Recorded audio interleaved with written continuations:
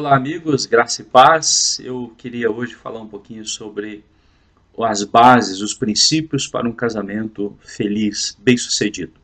Segundo o Evangelho de Mateus, no capítulo 19, a partir do versículo 3 em diante, o Senhor Jesus ele ensina os princípios de uma união, de um casamento feliz. E ele ensina o que é um casamento verdadeiro, de verdade. E eu queria lhe transmitir esse ensinamento para que você possa ser bem-sucedido. Saiba que Deus quer que você seja feliz. Saiba que Deus criou o casamento é uma instituição divina, criada até mesmo antes da igreja, é uma instituição que vem antes da igreja. O casamento é para que o homem seja feliz, para que a mulher seja feliz. E Jesus ensina quais são os fundamentos, quais são os princípios a serem observados para que um casamento seja bem-sucedido. E nós vamos aprender com o Mestre, com o Senhor Jesus. Mateus 19, do versículo 3, ele diz: Então chegaram ao pé dele os fariseus, tentando-o, e dizendo-lhe: É lícito ao homem repudiar sua mulher por qualquer motivo? Fizeram uma pergunta. Ele, porém, respondendo, disse-lhes: Não tendes lido que no princípio o Criador os fez macho e fêmea? E completou, né? E disse: Portanto, deixará o homem pai e mãe e se unirá à sua mulher, e serão dois numa só carne. Assim, diz ele, né? Assim não são mais dois, mas uma só carne. Portanto, o que Deus ajuntou, não separe o homem. Disseram-lhe eles: Então por que mandou Moisés dar-lhe carta de divórcio e repudiá-la? Os religiosos argumentaram com Jesus: Por que do divórcio então? Por que Deus permitiu? Por que Moisés mandou dar carta de divórcio? Disse-lhes ele: Moisés, por causa da dureza do vosso coração, vos permitiu repudiar vossa mulher, mas ao princípio não foi assim. Eu, porém, vos digo que qualquer que repudiar sua mulher, não sendo por causa de prostituição, e casar com outra, comete adultério. E o que casar com a repudiada, também comete adultério. Então o Senhor Jesus ele lança aqui os princípios, as bases para um casamento ser bem-sucedido, para um casamento ser feliz. E ele começa dizendo aqui, a partir do versículo 4, ele diz que um casamento, para ser feliz, para ser bem-sucedido, para dar certo, ele deve ser entre um homem e uma mulher, macho e fêmea, ou seja, deve ser hétero, e não como alguns setores da sociedade e partidos políticos e ideologias que são contra a palavra de Deus querem nos impor. A verdade, o casamento não é entre duas pessoas do mesmo sexo, mas é entre duas pessoas do sexo diferente, entre homem e mulher. Jesus está dizendo que um casamento, para dar certo, para ser bem-sucedido, diz ele, deve ser entre homem e mulher, macho e fêmea. Está escrito no versículo 4. Ou seja, ele é heterossexual. Esse é o primeiro princípio.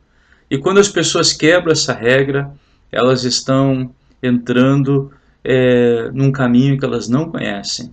Estão entrando, pisando num terreno muito, muito perigoso e que certamente vai levar ao desgosto, vai levar à tristeza, vai levar à amargura e vai futuramente levar a uma separação.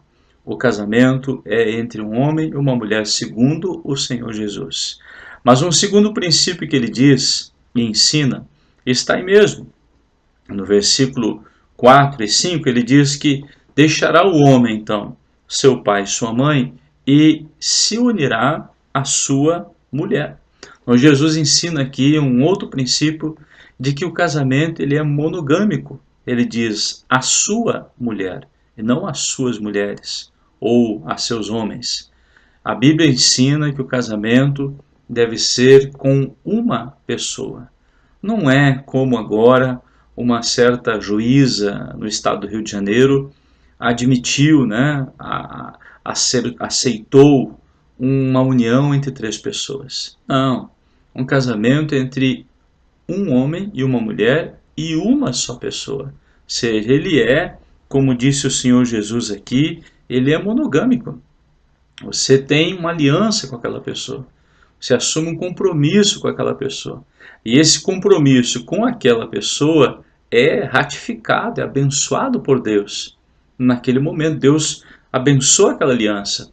Mas Deus não vai abençoar uma segunda aliança existindo a primeira ainda. Deus não vai abençoar uma segunda aliança existindo um compromisso com uma outra pessoa. Não, Deus não tem compromisso com isso. Deus tem compromisso com a sua palavra. E ele diz aqui: deixará o homem seu pai e a sua mãe e unir-se-á à sua mulher. Não é as suas mulheres, mas a sua mulher.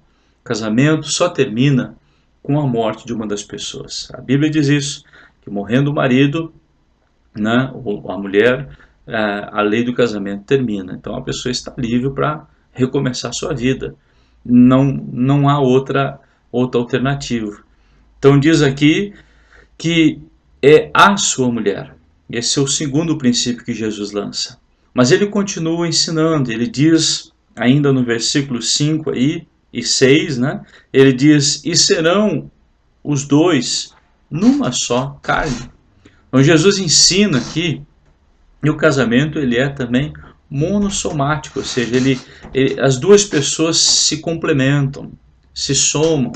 Eu trago, né, a minha bagagem, a minha vida, eu trago características, né, da minha família e vou me unir com outra pessoa e vamos assim somar, vamos assim acrescentar um ao outro. Ele vai nos tornar uma só pessoa agora.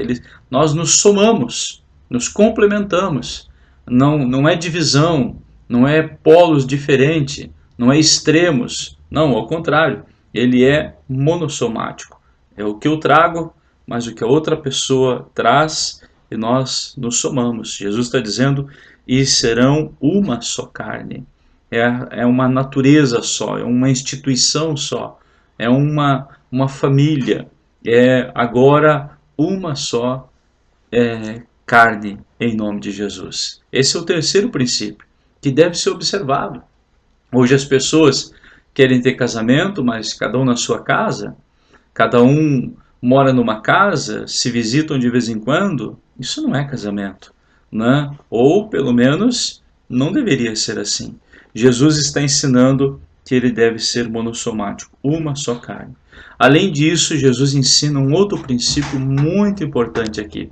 Jesus está dizendo que o casamento ele é indissolúvel. Ele diz: o que ajuntou Deus, não separe o homem.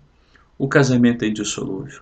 Não pode ser dissolvido por leis de homens, não pode ser destruído, desmanchado aquilo que Deus uniu, aquilo que Deus abençoou, aquela aliança que Deus confirmou quando as pessoas fizeram votos uma para com a outra.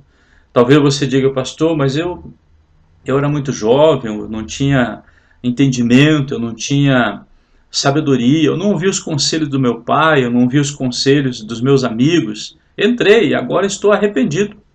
Bom, isso é responsabilidade sua, completamente sua. Deus, ele nos adverte, nos ensina, por isso que nós precisamos observar a palavra de Deus antes de entrar em qualquer compromisso, qualquer aliança, principalmente um casamento. Ele é indissolúvel. Aí os religiosos então chegam para Jesus, ele diz: mas Senhor, então por que Moisés permitiu carta de divórcio? Por que ele lhes deu?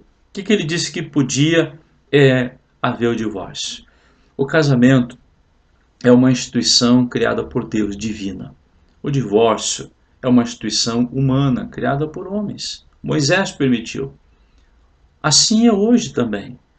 Deus não quer que termine. Deus quer que seja indivisível, indissolúvel. Mas o homem, ele cria os seus meios, ele tem as suas maneiras, né, de agir contra a palavra de Deus.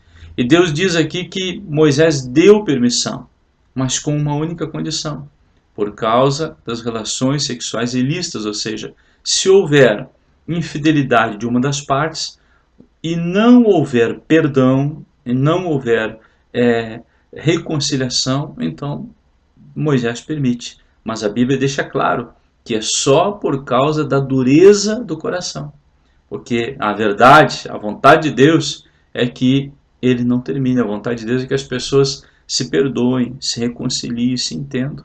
Então, ele é indissolúvel. E quando a gente põe esse princípio na nossa vida e assume isso e praticamos a palavra de Deus, Deus certamente vai nos abençoar.